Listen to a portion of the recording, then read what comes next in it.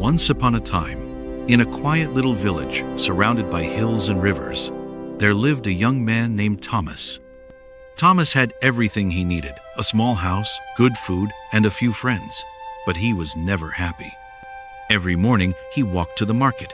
On the way, he would see his neighbor Edward riding a big brown horse. Edward wore fancy clothes and had many workers following him. Thomas would look at him and sigh. Why can't I be like Edward? Why is his life so easy and mine so small? This thought followed Thomas like a shadow. When he worked, he thought of Edward. When he ate, he compared his simple meal to Edward's feast. Even when he rested, he felt restless. One day, an old man named Mr. Benson came to the village. He had traveled the world and was known for his wisdom. The villagers gathered around to hear his stories. Thomas, too, went to meet him.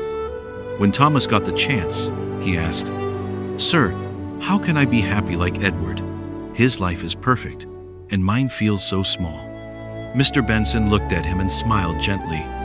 "Come with me," he said. They walked to a nearby hill. From there they could see the whole village: houses, trees, farms, and people. Mr. Benson pointed and asked, "Do you see that tree over there? It's short and full of flowers." Thomas nodded. "And what about that tall tree beside it? It has fewer flowers but gives big, juicy fruits." Thomas nodded again. Mr. Benson continued, "Now tell me, which tree is better?" Thomas paused. "I don't know. One gives flowers, the other gives fruit. Both are good in their own way." The old man smiled. "Exactly. Each tree grows in its own time, in its own way. It doesn't compare itself with the other, yet both are useful. Both are beautiful." He looked Thomas in the eye. "You are like that flower tree, and Edward is like the fruit tree. Why compare? You are different people, with different journeys. Focus on your own path. That is the secret of happiness." Thomas stood silent. For the first time, he saw clearly. He had been so busy looking at Edward's life, he had forgotten to enjoy his own. From that day, Thomas changed. He woke up each morning and thanked the sun. He worked in his little garden and shared vegetables with neighbors.